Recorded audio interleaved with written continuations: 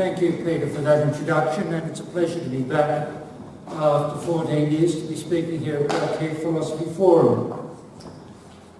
The topic, Nietzsche from Nazi icon to leftist idol. In October 1888, a few months before his mental collapse, Friedrich Nietzsche wrote in his autobiography the famous line, "I am not a man, I am dynamite." He had been talking in this vein for some time, especially in Lefist, but in the last months of his sanity, he became possessed by the idea that he was a man of destiny, who, with his message of the death of God, would soon break history into two halves and change the calendar. Between 1883 and 1885, he had put out his proclamation to the world, "Thus spake Zarathustra," telling of a new, utterly transformative, anti-theistic religion. Nietzsche was convinced that he himself, meaning not just his teaching but his person, held the key to any positive prospects for the human race. Thus he entitled his autobiography, Ecce Homo, these being the words with which, in the Latin version of the Gospel of John, Pontius Pilate presents Jesus to the crowd. Ecce Homo, behold the man. Already by the mid-1890s, there was a Nietzsche cult in Germany. By the time of his death in 1900, he was world famous. During the First World War, the German military authorities issued a special army edition of Thus Spake Zarathustra for atheistic soldiers. While during and after the war, many people in France, England and the United States blamed Nietzsche for it. From the beginning, Nietzsche was embraced from all positions on the ideological political spectrum. Anarchists, social Darwinists, Protestant clergymen, theosophists, mystics, feminists, anti-feminists, nationalists, internationalists, anti-Semites and anti-Semites. Artists, creative writers and musicians flocked to Nietzsche. Indeed, the spirit of Nietzsche, or at least the way Nietzsche felt about himself, has never been more effectively communicated than in the opening of Richard Strauss's 1896 tone poem, Thus Spake Zarathustra, which became more widely known, usually without reference to Nietzsche, through the 1968 movie 2001, A Space Odyssey. It is well known that from the late 1920s until the end of the Second World War, the Nazis used Nietzsche as a kind of ideological figurehead. Hitler seems not to have read anything of him beyond scattered quotations, but was evidently convinced by ideological leaders of the party that Nietzsche's persona and various motifs of his writing, such as the Superman, master morality, and will to power, could be helpful to the movement. Hitler accorded high honour to Nietzsche. He gave financial assistance to the Nietzsche Archive, run by Nietzsche's sister Elizabeth, herself a supporter of the Nazis, visited the archive 3 times, attended Elizabeth's funeral in 1935, where a high-ranking Nazi, Fritz Sadler, hanged as a war criminal in 1946, gave a eulogy, had Thus Spake Zarathustra placed in the Tannenberg Memorial along with Mein Kampf, and had himself photographed gravely staring at a bust of Nietzsche. Many Nazis spoke of Nietzsche as the spiritual father of the Third Reich. After the Second World War, Nietzsche counted as a fascist in all countries of the Soviet bloc and his works never became publicly available there. In the West, it was a different story. There, after decades of suspicion, Nietzsche was rehabilitated quickly. By the mid-1950s, he was widely seen as a liberal at heart, or at least as an existentialist.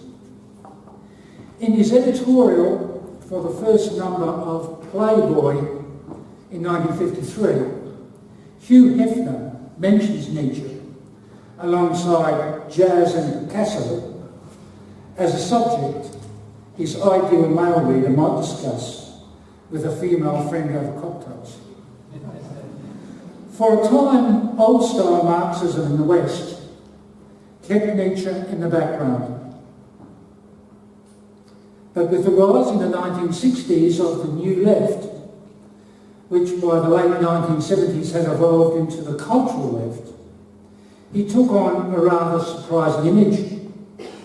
Earlier approaches to his thought were forgotten, so that he emerged as a pluralist, anti-dogmatic thinker, an experimentalist who confounds fixed categories, an ironist, self-ironist and perspectivist, a prankster who, in Michel Foucault's words, makes, quote, our faces explode in laughter, unquote, at the thought of God, metaphysics, absolute truth and absolute morality.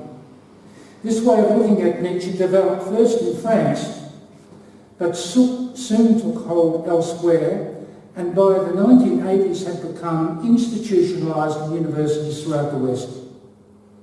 Nietzsche came to be recognised as the godfather of post-structuralism, postmodernism, deconstruction, post-philosophy and liberating anti-philosophy. Not just as one more philosopher, but the philosopher of the new multicultural age, the guiding light for discourses of transgression in many areas. Thus did Alan Bloom in his 1987 book, The Closing of the American Mind, speak of the Nietzscheanization of the left, while in 2012, Jennifer Ruckner Rosenhagen, in her American Nietzsche, A History of an Icon, entitled her epilogue, Nietzsche is Us. What can account for this transformation of Nietzsche from Nazi icon to a leftist idol? The usual answer is that the Nazis misunderstood Nietzsche or just distorted him for their own ideological purposes. Sometimes the question is avoided by saying that no real Nietzsche exists and that he is what one makes of him in ideological struggle. I shall not enter into that idea, although it is in effect the methodological principle of contemporary left Nietzscheanism. As for the alleged misunderstanding or distortion of Nietzsche by the Nazis, surely this can be fairly judged by reading the works of Nietzsche, provided one approaches him without being intimidated by what he is supposed to mean. If one reads Nietzsche with an open mind, however, at least one's first impression is likely to be that the Nazi image of him is not at all a distortion or miscomprehension. From his earliest to his last writings, in published works and unpublished notebooks, Nietzsche upholds hierarchy over egalitarianism, condemns democracy and socialism, supports slavery, insists on the social subordination of women, gives his blessing to acts of bloodlust that release the inner beast of man, condones torture as a stimulant for those who do the torturing, condones cruelty in general as life-affirming, calls for the eliminating of the weak from society, calls for war as good in itself, pours scorn on compassion, and exalts in the strong man of power with a hard heart.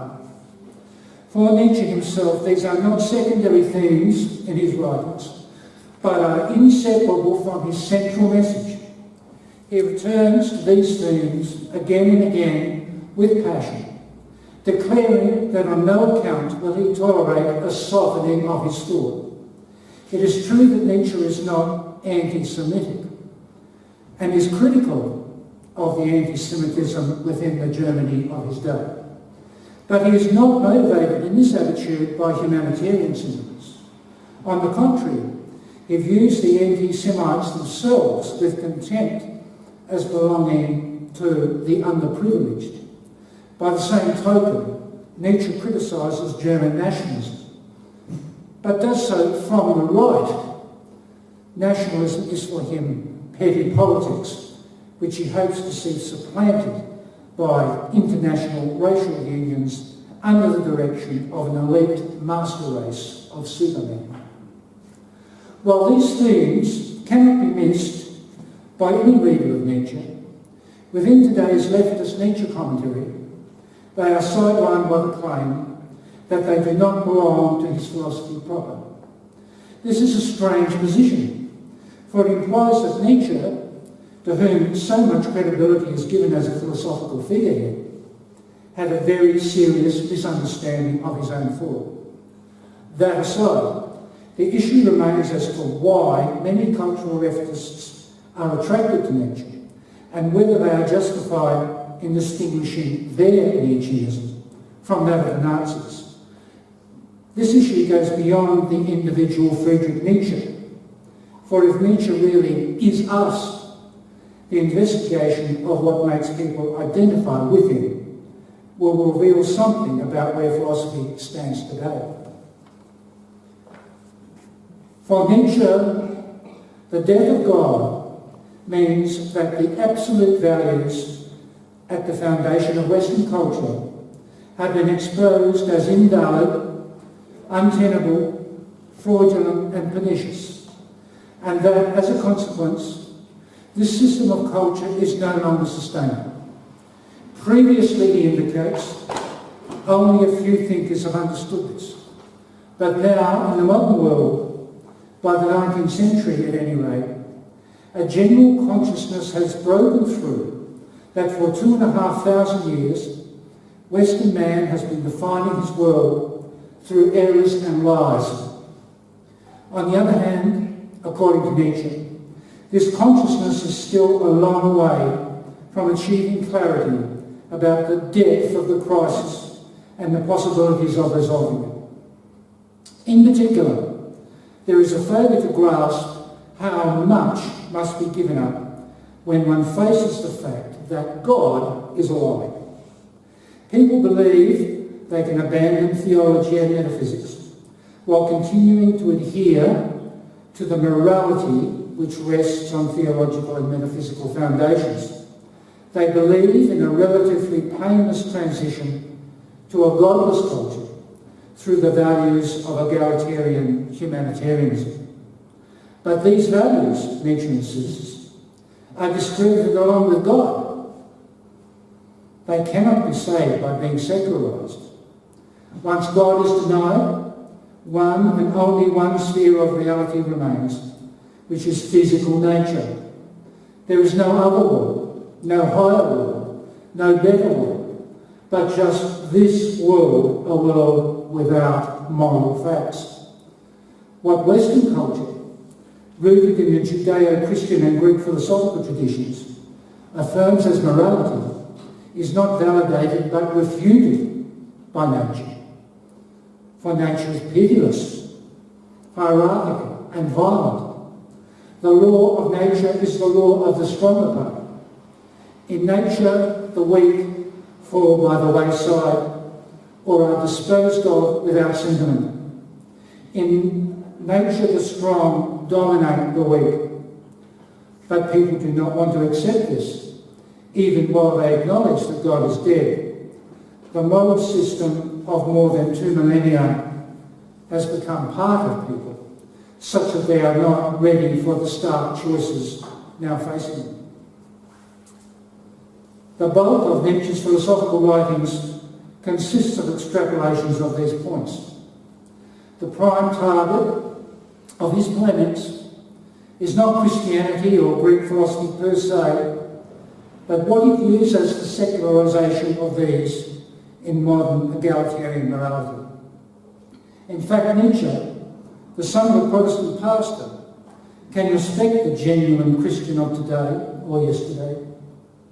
Likewise, the genuine Platonist, but he has nothing but contempt for the modern atheistic democrat or socialist. For such people, he believes, lack the courage of their stated convictions. In the prologue to Thus Spake Zarathustra, these are the people Nietzsche calls the last men, those who come after the death of God, but before the Superman who will save and justify the human race. Quote, "The earth has become small, and on it there hops the last man who makes everything small. His race is as ineradicable as the flea. The last man lives longest. We have invented happiness, say the last men, and blink." The last men believe that they are the future, but Nietzsche is convinced that their godless world is doomed. As for the socialists who want to lead humanity into the future, Nietzsche says this in 1888, quote, "Whom among today's rabble do I hate the most? The socialist rabble, the Chandala apostles who undermine the worker's instinct, his pleasure, his feeling of contentment with his little state of being, who make him envious, who teach him revengefulness." Man always has God or an idol, said Martin Luther. And Nietzsche is of the same mind. In his view, Christianity and metaphysics are rightly discredited. But a new God, a godly God, has not yet appeared. During this intermediate phase, so far lasting at least 400 years, human beings have perforce turned to idols. But the age of the twilight of the idols has now arrived, and he himself is toppling these idols, that of humanitarian egalitarianism above all. This phase can be surpassed only by the arrival of a new religion, which is exactly what Nietzsche offers. "I beseech you, my brothers, remain faithful to the earth," exhorts Nietzsche's prophet in Thus Spake Zarathustra, and in the same passage, "Let the Superman be the meaning of the earth." This religion of the earth has its own God, however, namely the Greek pagan god of wine, Dionysus. In Beyond Good and Evil, his best-known work after Thus Spake Zarathustra, and written as an explanation of it, Nietzsche calls himself the last disciple of the god Dionysus. The left Nietzscheans have not been very supportive of Nietzsche's Dionysus theme. It is not hard to see why, for it complicates the claim that God is dead, which is what they value most of all in Nietzsche. In particular, Dionysianism looks like a type of absolutism. The Nazis too took their stand upon the death of God, but they were not unreceptive to a new neo-pagan mystical religiosity. Unlike the left Nietzscheans, they did not fear dogmatism. Despite their differences, however, the Nazi Nietzscheans and the left Nietzscheans, and many Nietzscheans in between, share one key conviction for which they value Nietzsche as the superlatively eloquent standard bearer. It is on account of this conviction that Nietzsche is us. It is on account of the consolidation of this conviction and its diffusion that one can speak of the Nietzscheanization of culture. It is a conviction that has become so entrenched in Western intellectuality, by no means only on the left, that for the most part it is just assumed at the beginning of ethical and philosophical discussion. This conviction is anti-universalism. The Nazis were anti-universalist primarily in two ways. Firstly, in respect of morality. They did not accept a morality applicable to all human beings, but distinguished higher and lower categories of humans possessing different degrees of moral worth. Those at the top being the Aryans, those at the bottom being, among others, the Jews and the Slavs. Secondly, the Nazis were anti-universalist in rejecting reason in favour of a racial mysticism that found its supreme expression in Adolf Hitler, and whose values were to be fulfilled by mighty acts of will. These two dimensions of anti-universalism meant rejecting the two formative traditions of Western civilization, Christianity and Greek philosophy. They wanted to wipe the slate clean and start again. Nor was it only Western universalism that the Nazis rejected. The Eastern traditions, although in Europe of small practical relevance, were also condemned for the same reasons. For the Nazis, it was always a priority to repress any tendency of thought that challenged their particularism. That is to say, their privileging of the Aryan race. This meant holding down and discrediting all the universalist traditions. It meant being not just non-universalist, but anti-universalist. At first sight, it might seem that left Nietzscheanism is not anti-universalist. For are not the Nietzscheans of today, by and large, defenders of human rights? Are they not, despite the political opinions of their idol, proponents of egalitarianism? If one runs through the names of leading Nietzschean leftists since the 1960s, Gilles Deleuze, Michel Foucault, Jacques Derrida, Philippe Lecoultre, Gianni Vertima, Alain Badiou, Richard Rorty, one must acknowledge that all these people have represented political causes that are not foreign to traditional left egalitarianism, in particular by insisting that no category of humans should be stigmatised and persecuted on account of their difference. Derrida, who perhaps can be regarded as their chief, said that he stood for a radicalisation of Marxism, which suggests egalitarianism and possibly universalism. It is clear, in any case, that many people who were more or less old-style leftists, or even Marxists, have in the course of time found themselves in the camp of Nietzschean leftism, pursuing not so much the class struggle as multicultural identity politics. It is significant, however, that the Nietzschean leftists rarely appeal to the concept of egalitarianism and seem not to like it. They seem to think it suggests a standard of sameness for all human beings that ignores difference. The byword of contemporary Nietzschean leftism, as of cultural leftism generally, is not equality, but difference. Vertima, one of the foremost living Nietzschean leftists, a politico-academic celebrity who has served in the European Parliament as a member of the Party of Italian Communists, wrote a book, The Adventure of Difference. For Vertima, classical Western philosophy was an mendacious universalism, through which the Greco-European elite sought to impose its own values on the whole world. Vertima does not want any kind of universalism. He does not think that ethics requires such an assumption.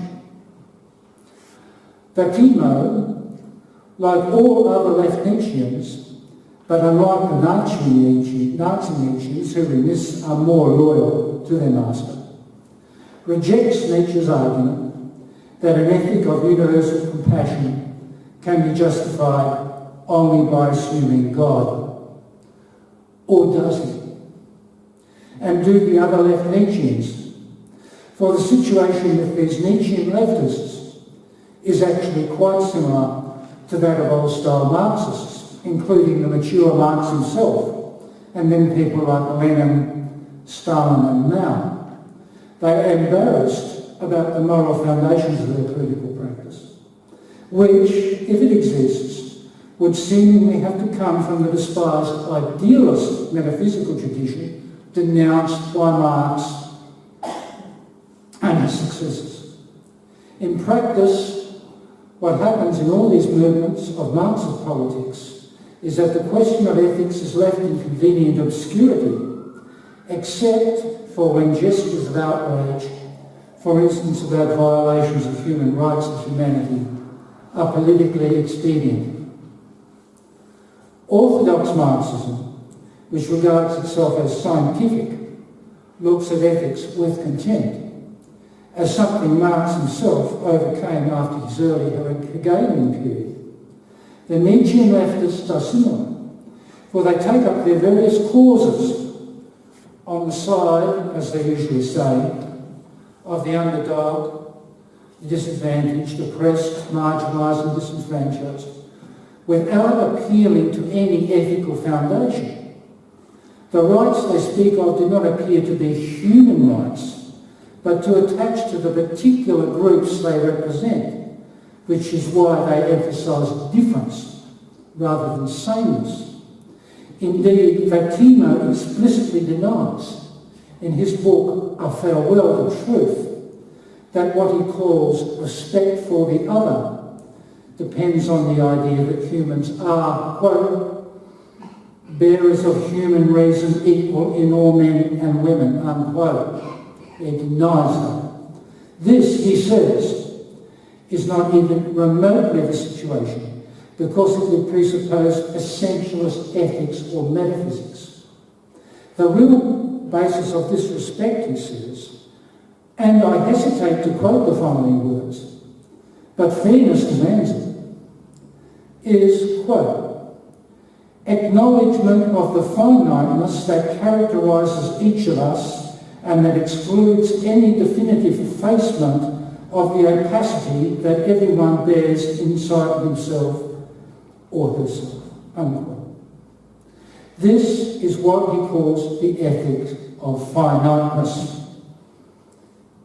This is his alternative to universalist morality.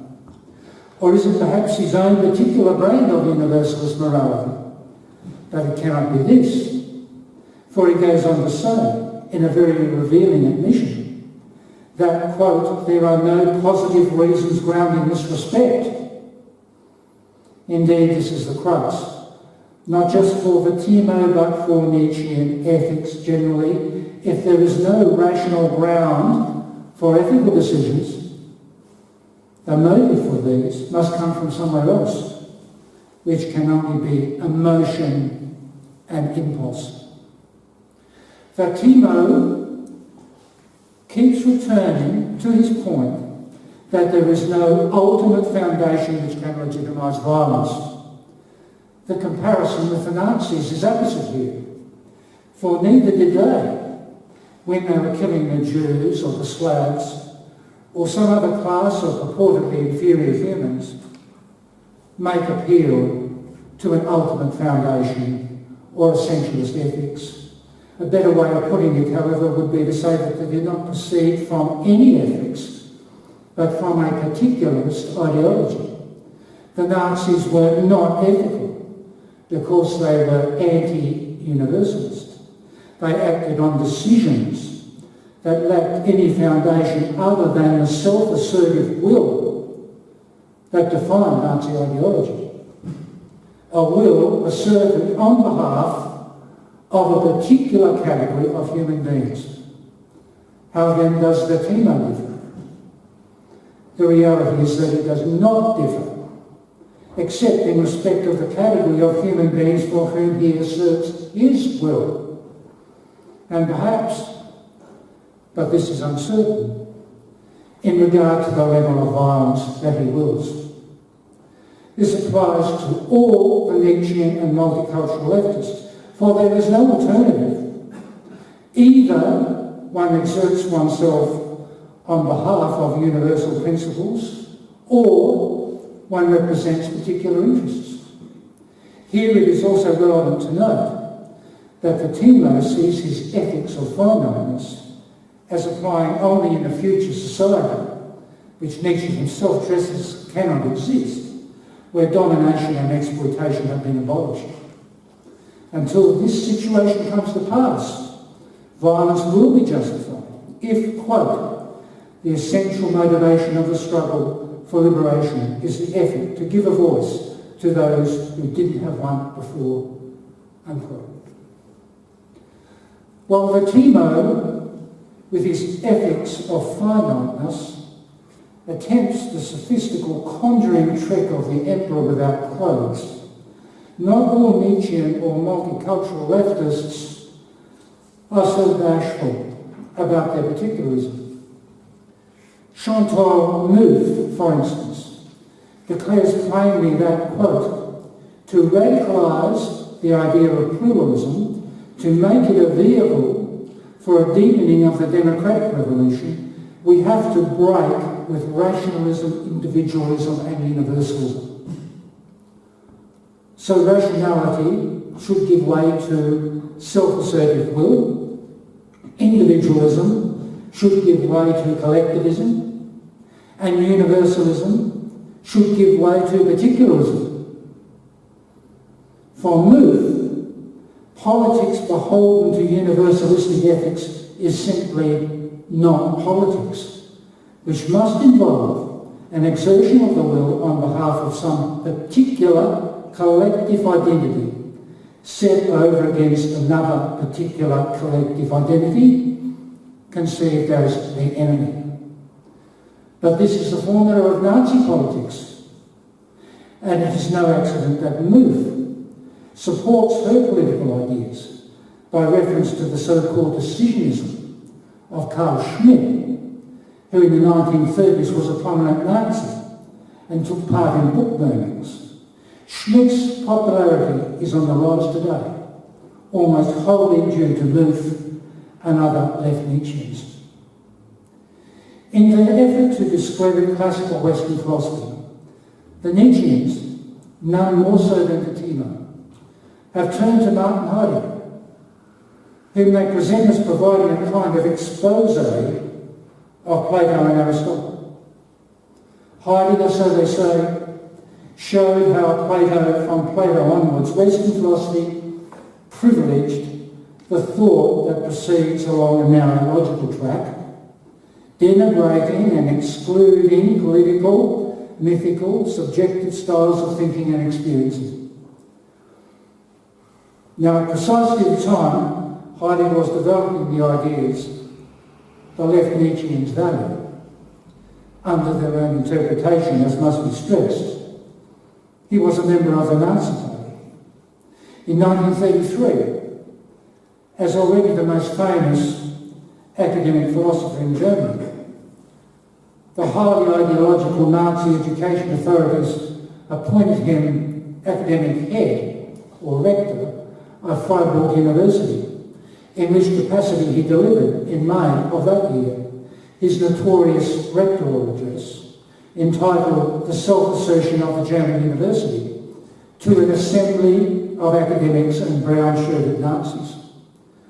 One of the central points in this speech was that traditional academic freedom will no longer be the basis of the German university, because a new political viewpoint, and above all a new political will, is now in charge. Over the coming year, Heidegger gave many speeches designed to rouse German students to a new militancy. In another address in Freiburg in November 1933, he declared, quote, "Let not propositions and ideas be the rules of your being. The Führer alone is the present and future German reality and is law. Learn to know ever more deeply that from now on every single thing demands decision and every action responsibility, hierarchy." Unquote. Heidegger fell out with Nazi university authorities in 1934 and resigned his rectorship in that year, then withdrew from active political engagement. But he maintained his membership of the party until the end of the war. And after the war, although he lived until 1976, he never once tried to explain his support for the Nazis in 1933. Neither did he ever make an unequivocal condemnation of the barbarity of the Hitler regime, preferring to assert moral equivalences with the Western Allies and the Soviets. Heidegger appeals to the Nietzscheans because of his radicalism. Like Nietzsche, he condemns the entire history of Western philosophy, along with it the history of Western culture right up to the present. The whole Nietzsche-Heidegger nexus is too complex to discuss here, although I would say that in my view, Heidegger's judgments on metaphysics are not sound, neither are Nietzsche's, and neither are the judgments of the Nietzscheans either on Heidegger or on Nietzsche. Although these are simply assertions of mine, however, it should be obvious that questions about the foundations of Western philosophy are of great importance and difficulty, such that the impatient peremptory way they are dealt with by all the Nietzscheans, including Nietzsche himself, is very telling. For if one takes the Nietzscheans at their word, in particular their claim that reason is just a ruse serving the oppressors, it is no wonder that there is a dearth of critical discussion in Nietzschean intellectual culture. It is no wonder that slogans and rehearsed talking points substitute for argument, and it is no wonder that so much authority is conferred on the intellectual masquerade and the procession of gurus who enact it. When reason is scorned, what carries the day and is looked for within the movement is emotion. This is a self-confirming world of unthinking, for the very request for reason discussion meets an emotional reaction on the assumption that the voice of oppression would be in command. But this is the most grotesque misrepresentation of reason in the history of Western culture. Plato and Aristotle did not close down and hold down the mind, but open it up, laying the foundations for critical thought and critical culture. The idea that Plato and Aristotle and the other Greek philosophers were dogmatic and tried to enforce a fixed set of undiscussable truths, that this idea is repeated over and over again by Vatimo and other left Nietzscheans and has gone into the textbooks of university philosophy, should be a scandal. Are these people not aware, for example, that for about 4 centuries in the Middle Ages, the Arabs, at the height of their power, embraced Greek philosophy and then taught it to a West that was just groping its way out of the Dark Ages? The Arabs, a Semitic people who originally came out of the desert and had no cultural kinship with the Greeks, thought there was something universal in Greek philosophy. But Vatimo and his kind know better. And as a result, so do many thousands of students after just a few months of studies. The title of Vatimo's book, Farewell to Truth, sums up the situation. Students are now expected to swallow, on pain of being brand-marked in hideous ways, the idea that truth is oppressive and ideology makes one free. There is little resistance in the Border Academy. For outside of Nietzscheanism in a narrow sense, there reigns an anti-universalist complacency, within which philosophy, having turned away from its authoritarian and dogmatic past, is merely an entertaining exchange of opinions. For over 40 years, left Nietzscheans have been campaigning against universalism in what they conceive as a grand cultural war of liberation. It is a war encompassing all spheres of culture, high and low, Classical Western philosophy, which is excoriated as dogmatic, exclusionary, racist and sexist, among other things, is the prime target, but art and literature are also major theatres of operation. It is anti-Western, of course, even though it is a product of Western thought. But the anti-Westernism is secondary to anti-universalism. The Western tradition is attacked because it is taken as the bearer of fraudulent universal values.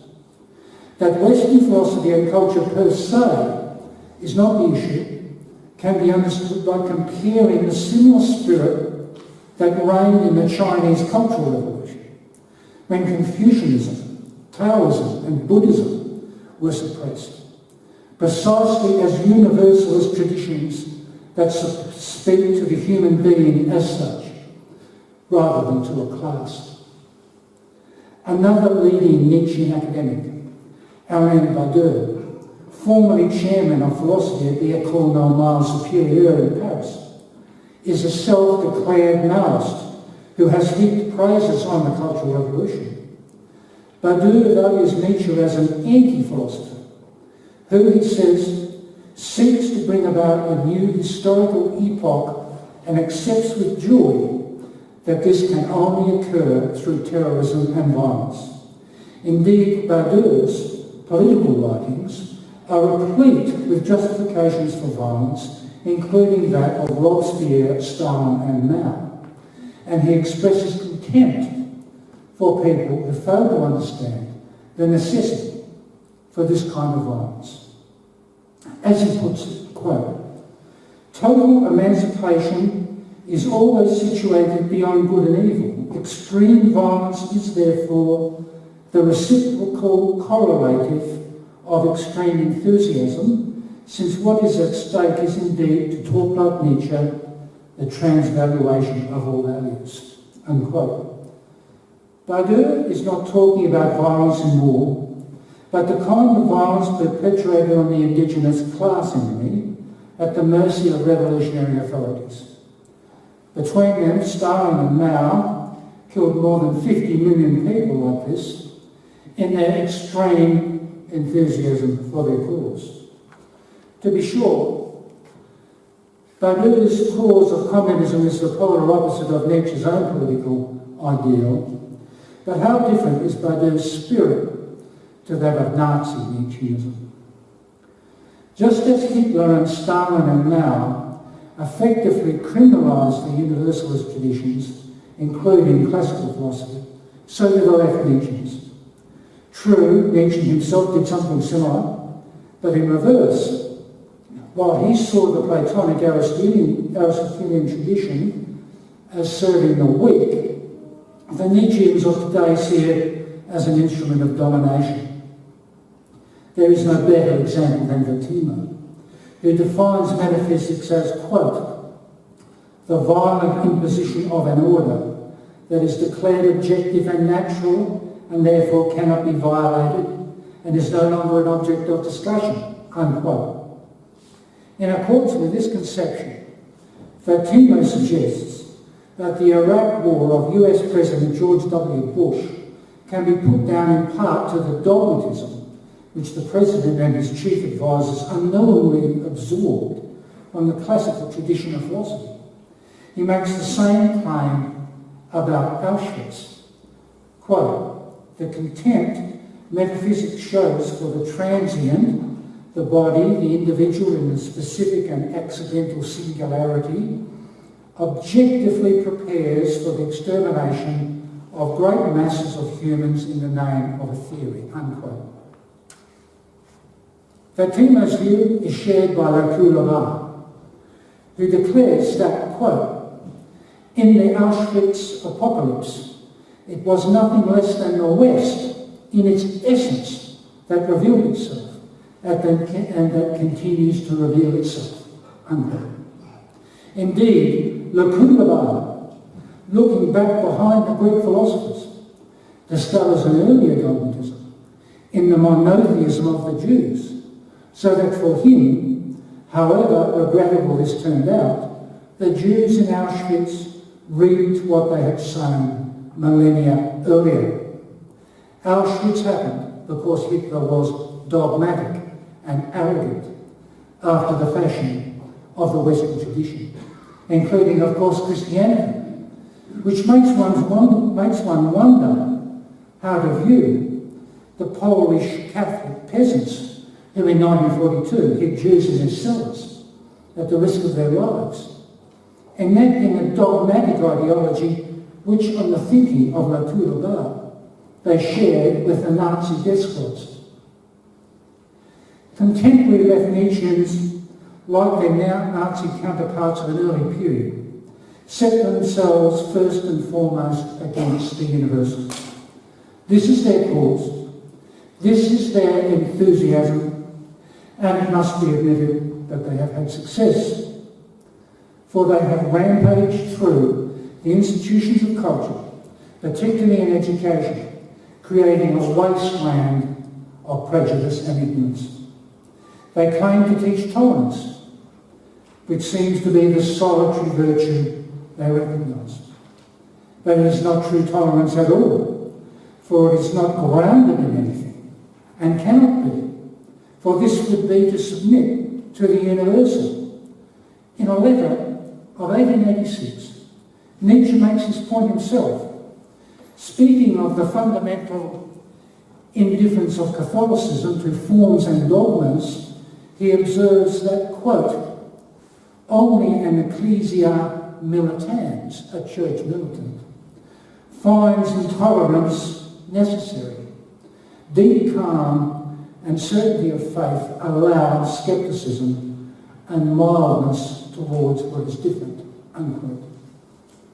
The left Nietzschean party is surely an ecclesia militans, and as such its tolerance is belied by its fanaticism.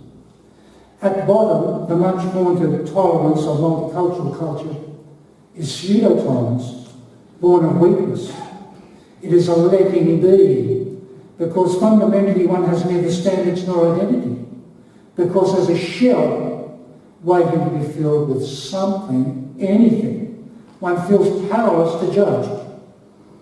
But the general idea that not knowing is a higher kind of knowing, that the lack of standards is a higher standard, that to do without principles is the highest principle, that weakness is the greatest strength, and so forth. All this is grist for the mill of today's multiculturalist intellectuals. Ragnar Rosenhagen's Nietzsche is us is not a frivolous statement. The prominence of Nietzscheanism in the intellectual culture of the West over the past 120 years is nothing that can be put down to fashion. Rather does it reflect the fact that, notwithstanding his errors, Nietzsche was right about so many things. He was right that belief in absolute truth and absolute values has lost its cultural force. He was right that the significance of this has not been grasped, for prior to him it was mainly traditionalists who had warned about the death of God. He was right that the morality of humanitarianism has no foundation once theology and metaphysics are given up. He was right that the godless culture of the last men, who he concedes will live the longest, is not sustainable. He was right that modern secular culture, which tries to make a virtue out of weakness, must ultimately collapse from its own unbelief. About all these things, Nietzsche was right. He was wrong, on the other hand, in his anti-universalism, and he was wrong in his solution to the death of God. His idea of a tremendous act of will like a Superman, establishing an altogether new cultural dispensation, was a delusion. Something like this was tried by Hitler, and in 12 years refuted. The left Nietzscheans have nothing better to offer, however. Either they continue the communist dream, or they take a pluralist multicultural society as their ideal, failing to see that Nietzsche regarded this kind of culture which already existed in his own time, as decadent and in the last resort, not as a culture at all.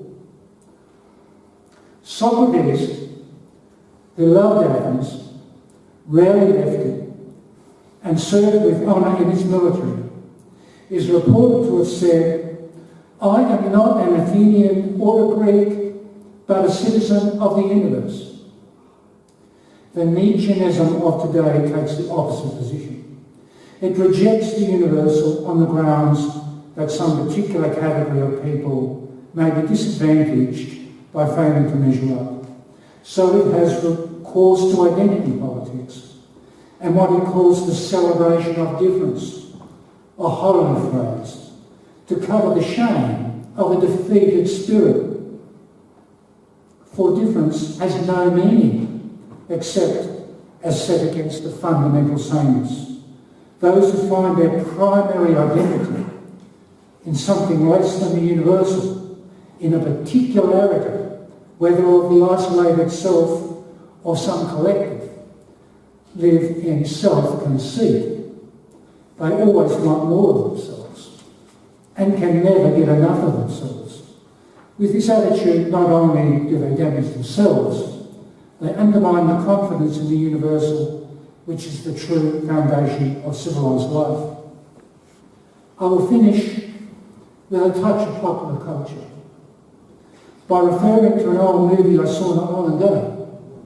For I often find that words of wisdom or philosophical lessons can crop up in unexpected places. The 1963 movie is Charade, starring Cary Grant and Audrey Hepburn. At the end of the story of murder and intrigue, Hepburn asks the hero Grant, a government agent, "Why do people lie?" He replies, "Well, it is usually because they want something, and the truth won't get it for them." What is more honest and revealing, Grant's language or Gianni Vattimo's? And why do Vattimo and similar writers use the language that they do? Can it be that they want something, and plain speaking will not get it for them?